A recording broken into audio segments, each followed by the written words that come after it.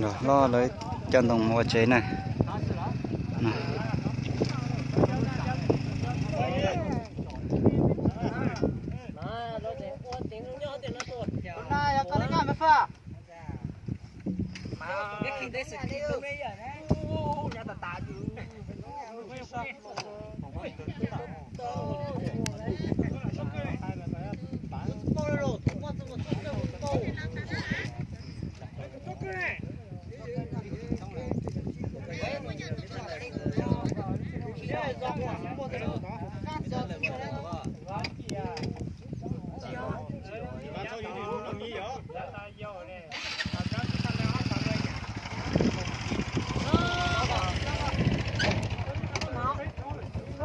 nó mất ăn lục cái gì ơi. Thế chúng ta sẽ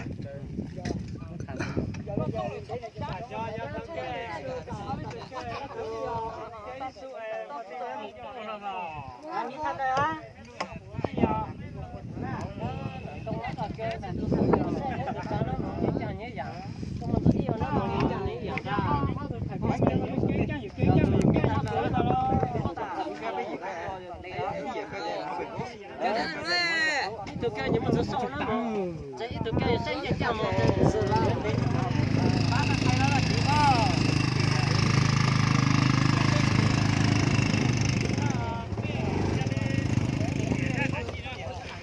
nó là ba thời gian dài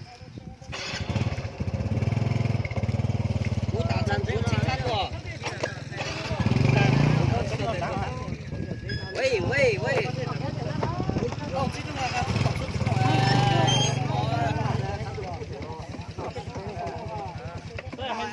hai cháu về cái chỗ này, ai tôi hay là bắt cắn lo, ai mỗi cái gì tôi nó số hay là, nhờ một ca rất to hai trăm lên nào,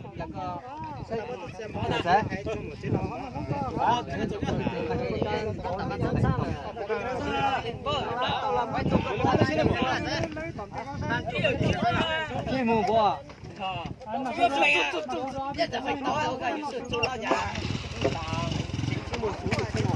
chẳng là bên bao nó sủ này.